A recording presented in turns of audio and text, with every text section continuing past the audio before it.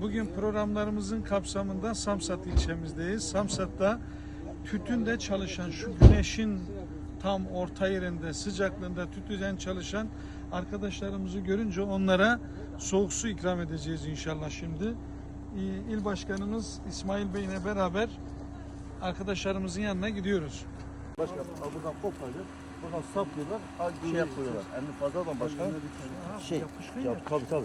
Şimdi ben de üniversitede okurken gidip İzmit'te saat satıyordum. Siz de en güzelini yapıyorsunuz. Biz de sizlere böyle birer ikramda bulunalım dedik. İyi yapmışsın. Afiyet olsun inşallah. Sağ ol, teşekkür ederim. Çok da bereket. Şuraya da bir selam verelim. Hadi kolay gelsin.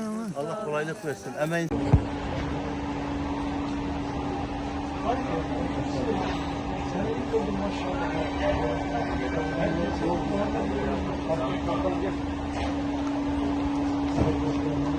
İsmail Başkan, beraber yapalım.